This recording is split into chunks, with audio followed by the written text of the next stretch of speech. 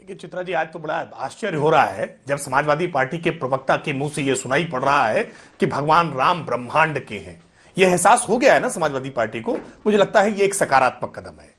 Samajwadi party जो इस बात के लिए अपना सीना ठोका करती थी, शाबाशी लिया करती थी कि हमने कार सेवकों पर गोली चलाई। मुलायम सिंह यादव जी बड़े फक्र से कहा करते थे कि कुछ और लोग मरते तो भी गोली चलवाने से हम पीछे नहीं हटते, क्योंकि हमको समुदाय का भरोसा नहीं टूटने देना था। यानी मजहबी तुष्टीकरण के लिए कार सेवक मरते हैं तो मरे, समाजवादी पार्टी के लिए उपलब्धि हुआ करती थी। वो समाजवादी पार्टी आज सुर बदले हुए हैं। वो भगवान राम को आज ब्रह्मांड का नायक कह रही है, पूरे ब्रह्मांड का राम कह रही है। अच्छी बात है, मुझे लगता है धीरे धीरे परिवर्तन आएगा। लेकिन सुनील साजन ने कुछ आपत्तिजनक बातें भी कही। इन्होंने कहा कि पिछड़ों को हिंदू नहीं मानते, दलितों को हिंदू नहीं मानते। देखिए, यही हिंदुओं के भीतर विभाजन करने की षड्यंत्र साजिश वर्षों वर्ष से इनकी रही है। यही जातिवादी एजेंडा रहा है। आपको सुनील साजन जी को शायद जानकारी नहीं होगी, ये राम जन्मभूमि का जो शिलान्यास का पहला पत्थर रखा गया है ना, जो पहला पत्थर रखा गया था वो कामेश्वर चौपाल जी ने रखा है। बिहार से हैं और इसी अनुसूचित जाति वर्ग से आते हैं। लेकिन ये सुनील साजन को फिट नहीं होता है। सुनील साजन तो जानबूझ करके कैसे हिंदुओं के भीतर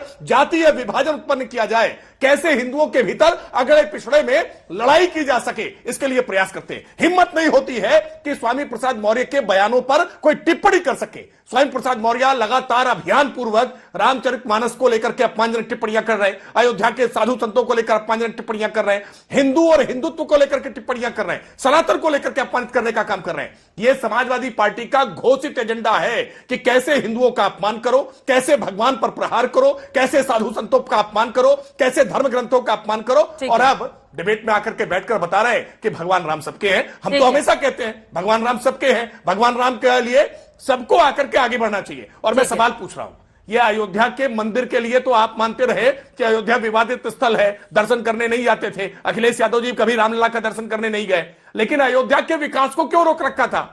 क्यों उसको फैजाबाद के नाम पर कलंकित कर रखा था? क्यों नहीं अयोध्या में पहले एयरपोर्ट बनाया? क्यों नहीं अयोध्या में कभी पहले मेडिकल कॉलेज बनाया? क्यों अयोध्या को विकास की परियोजनाओं से आपने परे रखने का काम किया था? इन सवालों के जवाब तो देने पड़ेंगे ना। सुनील जी, आप इसका जवाब दे दीजिए, उसके बाद वकार साहब बाकी मेहमानों के पास बात कराना है। ठीक है, अयोध्या धन्यवाद दूंगा कि इन्होंने इस बात को स्वीकार किया कि भगवान राम के मंदिर में जो पहली ईंट, पहला पत्थर रखा वो अनुसूचित समाज के व्यक्ति है। तो आप उन्हें हिंदू मानते हो, अच्छी बात है। तो क्या आप इसी कार्यक्रम में कह सकते हो कि भगवान राम के मंदिर का जो पुजारी होगा वो अनुसूचित जाति का होगा? और लोगों की आस्था बढ़ेगी। हम लोग कुछ नहीं बोल पाएंगे। आप लड़ रहे हैं, ठीक है, आपने सवाल पूछा तो जवाब दीजिए। इस देश में 50,000 से ज्यादा मंदिर ऐसे हैं।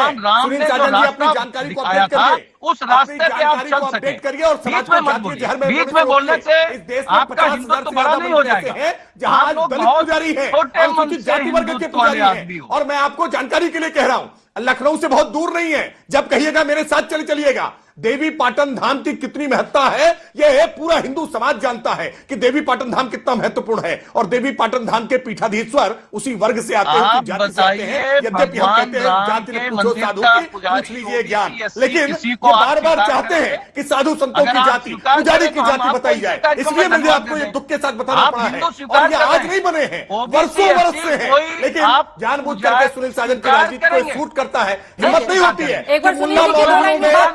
बताने की पसमंदा समाज के लोग मौलवी होते हैं, क्यों नहीं जाकर के वहां पूछते हैं कि मुसलमानों के भीतर कौन सी जातियां हैं? 2 लाइन में अपनी बात को खत्म कीजिए। हिंदुओं में दिखता है।